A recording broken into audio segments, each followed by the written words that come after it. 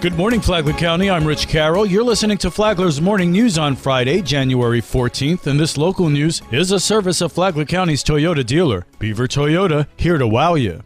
Yesterday, the Bunnell Police Department requested the Flagler County Sheriff's Office take over the homicide investigation that occurred on South Anderson Street in Bunnell during the evening hours of January 12th, due to the case potentially involving additional investigative techniques outside of their jurisdiction. Sheriff Staley agreed to have Flagler County Sheriff's Office take over the case. The interim chief of the Bunnell Police Department asked the Sheriff's Office to take over the investigation of the murder of the FPC student that occurred in the city of Bunnell. The Sheriff's 911 Dispatch Center received a report of the shooting of 16-year-old Noah Smith, who later died at the hospital. Our major case unit is actively investigating this case, and we need your help. There's a reward of up to $5,000 for tips that could lead to an arrest. Email tips@flaglersheriff.com or call Crime Stoppers at 888-277-TIPS. It is with your help and involvement that our detectives can solve this case. We need your information. That is the best way to remember the memory of Noah.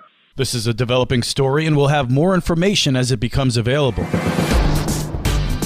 Slowway in Palm Coast won't be shuttering after all. Amy Cherry reports. Nearly a year after City Council voted unanimously to close the small street that connects Slow Drift Turn to County Road 325, they came to a unanimous consensus this week to reverse that decision and keep the road open. Vice Mayor Eddie Branquinho. I think this should stay the way it is, and I already told you the main reasons was safety, emergency vehicles. This will cause no problems the way it is.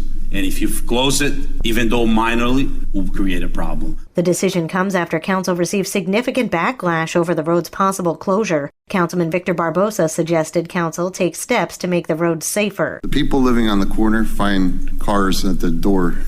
So if we could direct the city staff to come up with a guardrail or some kind of solution to protect the people. Councilman Nick Klufis agreed with Barbosa. I think it's a totally valid idea by Councilman Barbosa to ask that staff tries to find some type of barrier or barricade that doesn't impact the stormwater drainage on the corner. But I also think, obviously, increase safety, but I think it would potentially give homeowners who live on those corners avenues for being satisfied with a city action. Mayor David Alfin says stone and rock or a guardrail could protect private property along Slowway, but in the future, he wants discussions about road closures due to safety to involve the Flagler County Sheriff's Office. This is a traffic issue.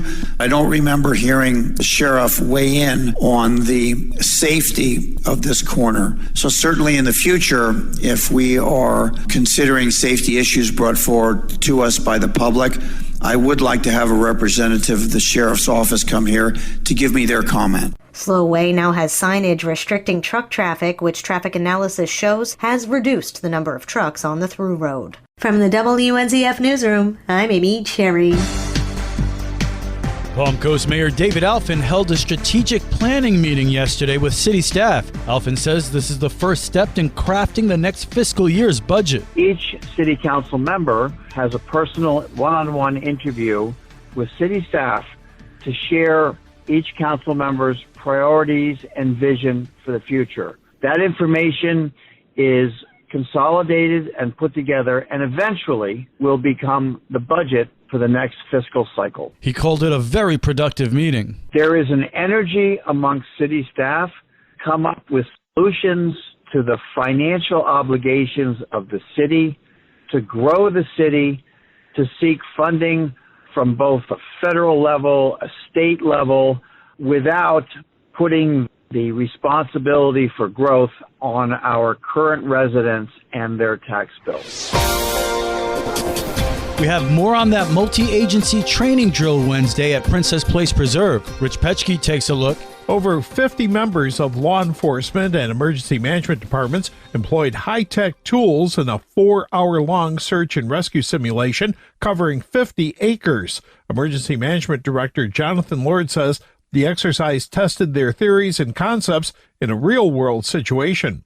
Hopefully you don't have to have a disaster or an emergency like a missing child or a tornado actually happen. But, we need to make sure we're prepared. And, Flagler County is a community. It's not Flagler County Emergency Management by itself. It's not Flagler County Fire Rescue by itself. It's not the Sheriff's Office by itself. It's not each individual municipality by itself for a common goal of to take care of our community. It was great teamwork and great practice and stuff that we just need to do more often as time and funding allows. Lord says they had several objectives to accomplish with this exercise and believes they succeeded. It reinforced what I knew, that everyone would come together this was to happen. No emergency is the same, but it's the same concept, the same personnel, the same equipment, the same technology. I think we could roll it out in a real event with little to no hiccup. For Flagler's Morning News, I'm Rich Petchke.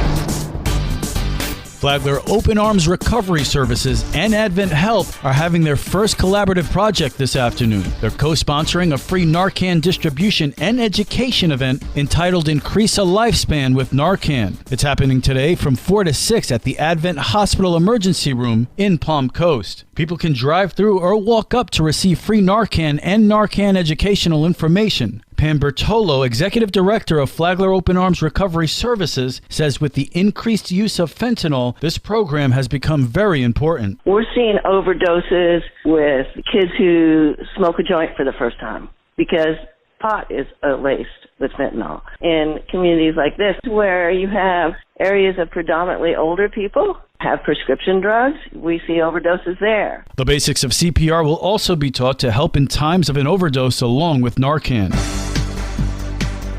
Flagler Beach is getting a new pier. That's what Flagler Beach City Manager William Whitson confirmed on a recent episode of the Business Report here on WNZF. He said the new pier will be where the current pier is now. It will look different because it'll be made of concrete and it'll be designed to new standards, which means it'll be higher than the existing wooden pier. It won't start construction until 2023. We don't have an exact date yet. The actual RFQ for request for qualifications for the engineer to design it is out on the street for bid right now. So you guys that are qualified to do marine piers, engineers like that, go to our website and get our bid pack, put your proposal in. The bids close February 22nd, and we will go through that process, select somebody, and then they can start the design. Whitson said they want to have the new pier finished in time for the Flagler Beach Centennial, which is in 2025-2026.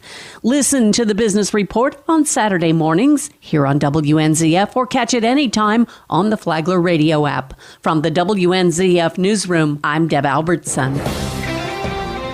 The weekend is here and it's time to have fun with the family in Flagler County. Stacy with Fun for Augie Kids is going to tell you what's going on locally. This afternoon is the Tween Club event being held at the Flagler County Library. This is a space for tweens in grades 4 through 7 to have fun together at the library with hands-on activities and crafts. Registration is required. This weekend, the Flagler Playhouse presents Mass Appeal. This is a funny and thoughtful comedy drama and will be running until January 23rd. Gamble Rogers Memorial State Park is hosting a guided kayak tour on Saturday. Enjoy the serenity of being on the water while observing the native flora and fauna. All levels of experience are welcome. Sunday, come on into the Michaels store for a silver and snow paint pour event. Have you ever wanted to try your hands at a paint pour? Come on out and make your own art at this free event. No registration is required. Find out more about these events and others by visiting us on our website at fun4augiekids.com. Have a great weekend. And now you're up to date on Flagler's Morning News. I'm Rich Carroll.